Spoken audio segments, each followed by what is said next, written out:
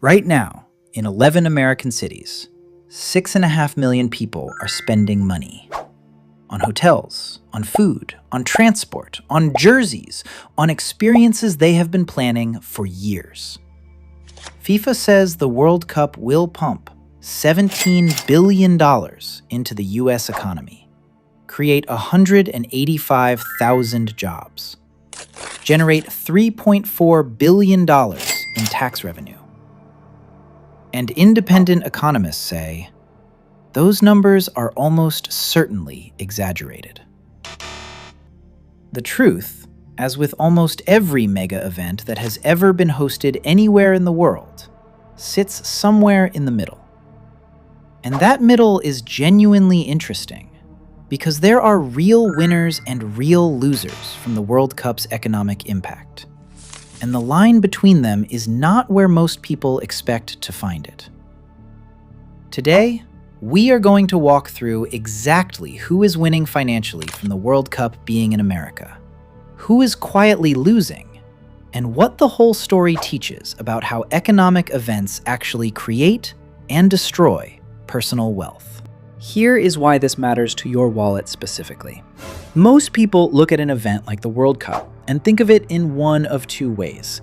Either it is a great thing for the economy, more spending, more jobs, more growth, or it is a waste of public money, taxpayers subsidizing billionaire organizations while getting very little in return. Both of those takes are too simple, and neither one helps you understand where the actual money goes, or how to be on the right side of it.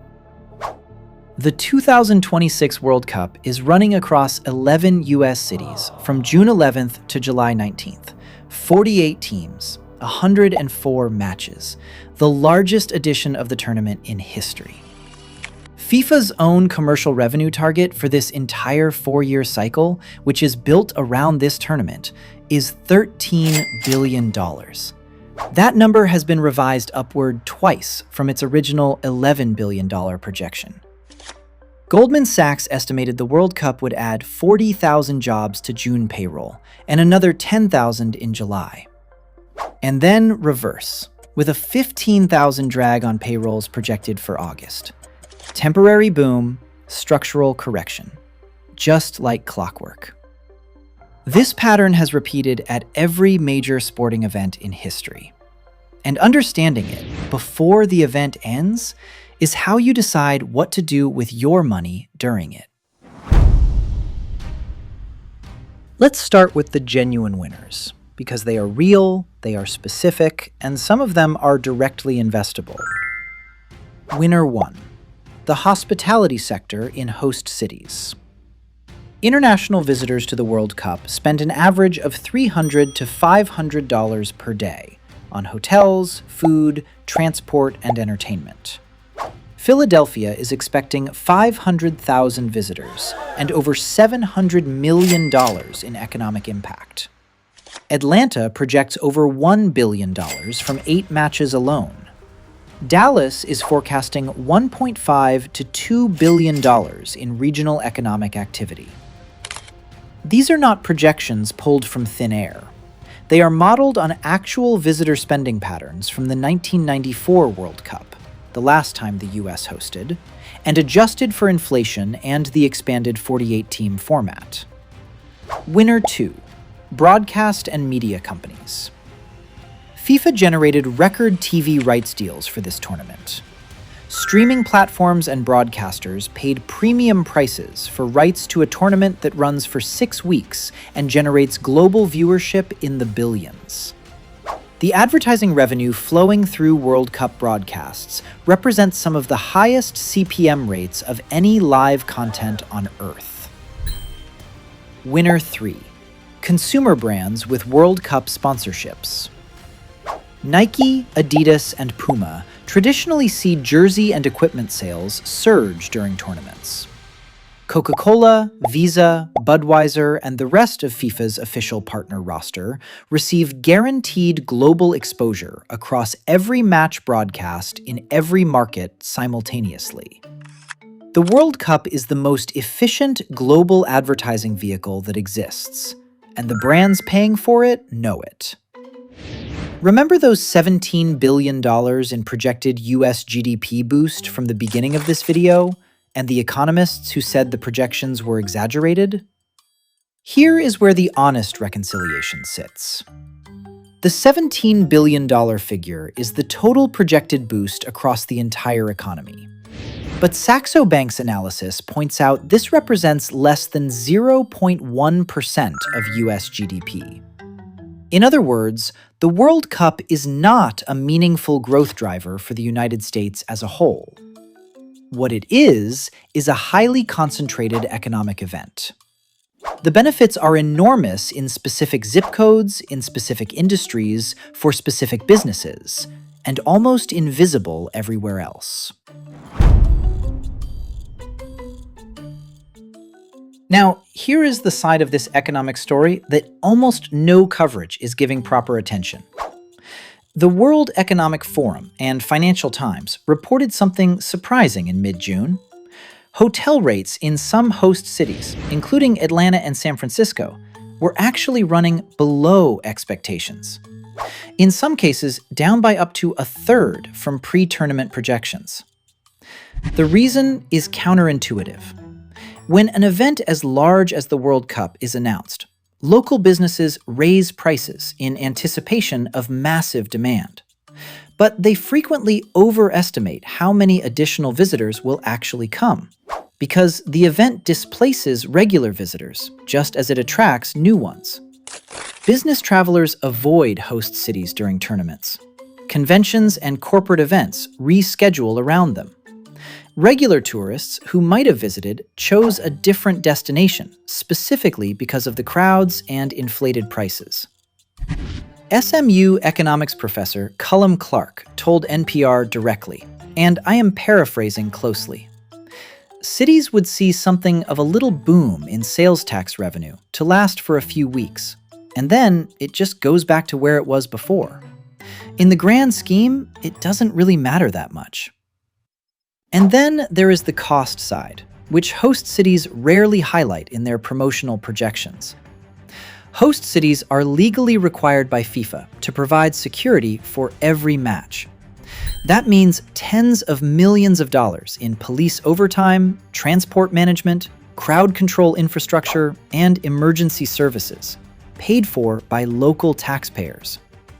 FIFA's own commercial revenue from the tournament, approximately $8.9 billion, comes primarily from broadcasting rights, sponsorships, hospitality, and ticketing. The vast majority of that revenue flows to FIFA's headquarters in Zurich.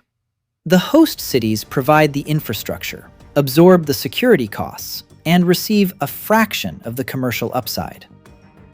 That gap between FIFA's financial outcome and host cities' realized economic benefit is the recurring pattern of every World Cup in modern history. The Saxo Bank analysis described it precisely. The organizing body's financial outcomes and the host community's realized benefits do not always move in lockstep. Here are 3 specific financial lessons from the World Cup's economic structure that apply directly to how you make decisions. Lesson 1.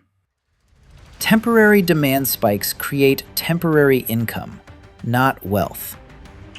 Goldman Sachs estimates 40,000 jobs added to June payroll from the tournament, 15,000 subtracted in August when it ends. The net effect over the year? Close to zero for most workers. A bartender who works overtime during the World Cup earns more in June and July. Their annual income moves marginally. Their net worth barely registers the difference. Permanent wealth is built through assets, not through temporary income spikes. The lesson from every major event in economic history is the same. The windfall feels significant in the moment and is almost invisible in the annual data. Lesson 2. The organizations that build recurring revenue structures always outperform the ones selling one-time events. FIFA revised its 4-year cycle revenue target upward twice, from $11 billion to $13 billion. The World Cup is not a one-time event for FIFA. It is a predictable, scalable, recurring revenue vehicle that generates more money every cycle than the one before it. In personal finance terms, this is the dividend investor's advantage over the one-time windfall chaser. Recurring income compounds. One-time income disappears. Lesson 3. And this is the one with the most direct personal application. When everyone around you is chasing the same economic event, the smart money is already positioned before the crowd arrives. The businesses that profited most from the 1994 World Cup in the US were not the ones that scrambled to capitalize on it after the draw. They were the ones that secured hotel partnerships, advertising contracts, and supply agreements months or years in advance. In personal finance, the equivalent is investing before the catalyst, not after the headline. The investors who benefited most from the AI boom bought Nvidia before it was a household name. The ones who benefited most from the housing recovery bought in 2010, not 2015. The World Cup teaches this lesson in slow motion, in real time, across 6 weeks. The economic rewards go to whoever positioned early. $17 billion sounds like a lot of money spreading across America right now. And for specific businesses, in specific cities, in specific industries, it absolutely is. But for the average American watching on television, the World Cup's economic impact is mostly a number in a press release. The real wealth lesson it contains, about recurring revenue, early positioning, and the gap between temporary income and permanent assets, is worth far more than any temporary sales tax bump. Here is the honest picture.